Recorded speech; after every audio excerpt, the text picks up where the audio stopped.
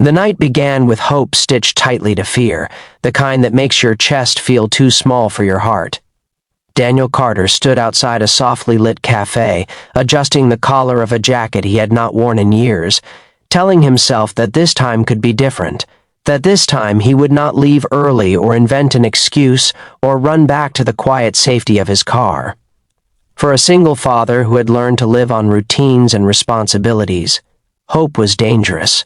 And yet there it was, glowing as bright as the window behind him, daring him to step inside.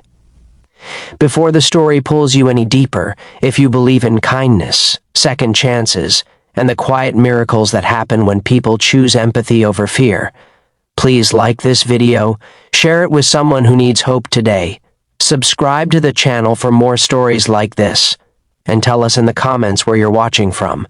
Your support keeps these stories alive. Daniel had not planned on dating again, not after the years he spent rebuilding his life from the rubble of grief and exhaustion. He was 38, with lines near his eyes that came from sleepless nights and laughter shared with his daughter Lily during stolen moments between homework and bedtime stories. Becoming a single dad had not been part of his plan. Losing his wife to illness had carved a hollow space in him, one that responsibility filled but never erased. He learned how to braid hair with shaky hands, how to cook dinners that were more about warmth than perfection, how to be both the soft place to land and the firm wall against the world. Romance felt like a language he had forgotten, and yet something in him missed being seen as more than a provider. The cafe smelled like roasted coffee and rain-soaked pavement. It was one of those places where time slowed, where soft music hummed beneath conversations and candles flickered in small glass jars. Daniel arrived early, as he always did, choosing a table near the window so he could watch the street and steady his breathing. He reminded himself that this was just a date, not a promise, not a test of worth. He had met her through a friend, a simple introduction with no expectations. Her name was Emily Wright, and from the few messages they exchanged, she seemed warm, thoughtful, and disarmingly honest.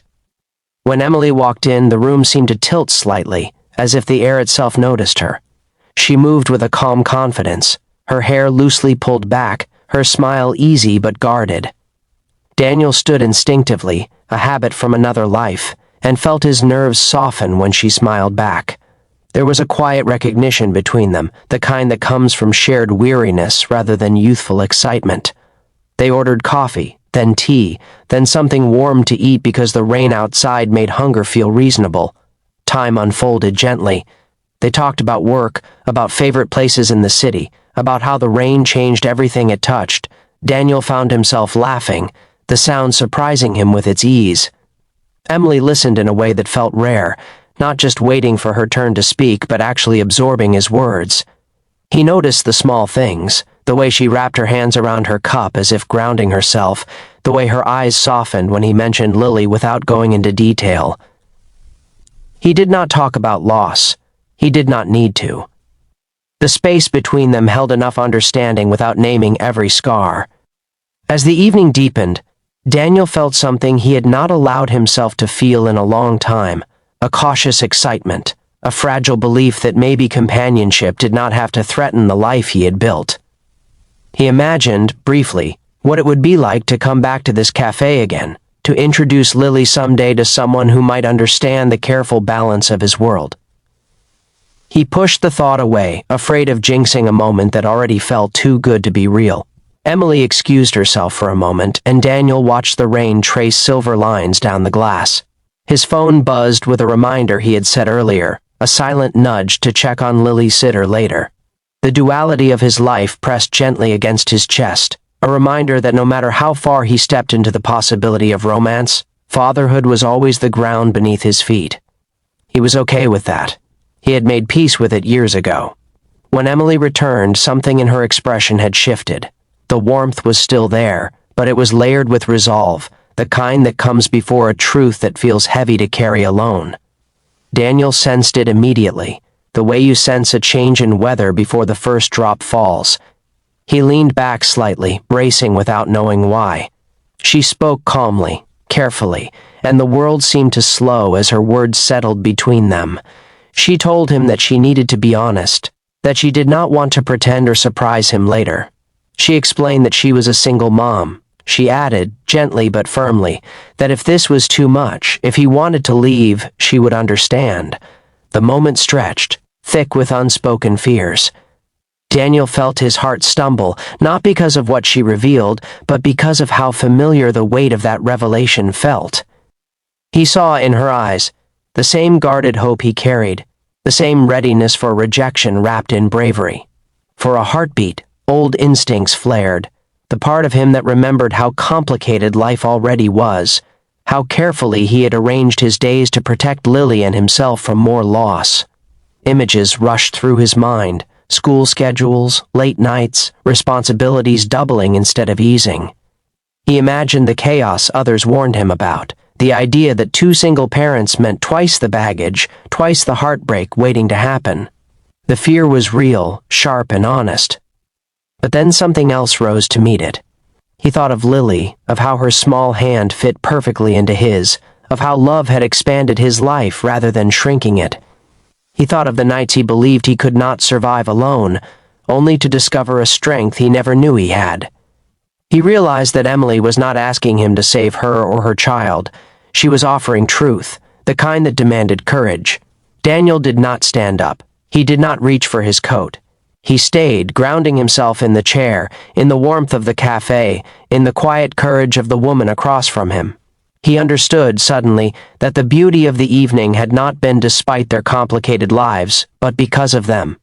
Their stories were not obstacles, they were maps. The rest of the night unfolded differently, deeper, more real. They talked about children, without turning it into a comparison or a competition. They shared the exhaustion and the strange joy of parenting alone, the way time becomes both precious and scarce. There was relief in not having to explain why weekends were complicated or why spontaneity required planning. They laughed about the small victories no one else noticed and acknowledged the loneliness that crept in when the house went quiet. Outside, the rain slowed to a mist, the city breathing softly around them. When they finally stood to leave, there was no dramatic promise, no grand declaration.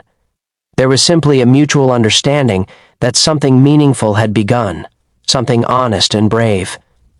In the days that followed, Daniel found himself thinking about Emily during mundane moments, while packing Lily's lunch or waiting at a red light. He noticed how the idea of someone else understanding his world no longer felt threatening. It felt like relief. They took things slowly, respecting the delicate ecosystems of their families. Dates were planned around school schedules, conversations sometimes paused for bedtime calls. It was not effortless, but it was real. Lily met Emily weeks later in a park filled with autumn leaves. Daniel watched from a distance as his daughter approached cautiously, curiosity outweighing shyness. Emily did not force anything. She met Lily where she was offering patience instead of expectations. Daniel felt something loosen inside him. A knot he had not known was still there. Emily's child, Noah, entered Daniel's life just as quietly, a thoughtful boy with observant eyes. Daniel recognized himself in the way Noah watched before trusting, in the way he carried both independence and longing. Slowly, almost imperceptibly, their lives began to weave together, not into something perfect, but into something sturdy. There were hard days. There were moments when old fears resurfaced, when exhaustion made everything feel fragile. But there was also growth. Daniel learned that love, when shared between people who understood loss, could be both gentle and strong. He learned that choosing to stay, even when leaving felt easier, was an act of courage. One evening, months later, Daniel stood in his kitchen watching Lily and Noah work together on a school project, their heads bent close, their laughter easy. Emily stood beside him, the quiet comfort between them speaking louder than words ever could. The life he once feared was now unfolding in front of him, imperfect, demanding, and unexpectedly beautiful. Just before this story reaches its end, we would love to hear from you.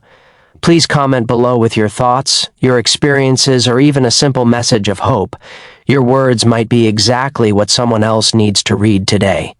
If this story touched your heart, if it reminded you that honesty can be brave and love can begin again even after loss, please like this video, share it with someone who believes in second chances, and let us know in the comments how it made you feel. Your engagement helps stories like this reach hearts that need them. Daniel never forgot that first night, the moment when fear and hope stood side by side, waiting for him to choose. He chose to stay, and in staying he discovered that sometimes the most beautiful beginnings arrive disguised as risks, asking only that we meet them with open hearts and the courage to believe that our stories are not over yet.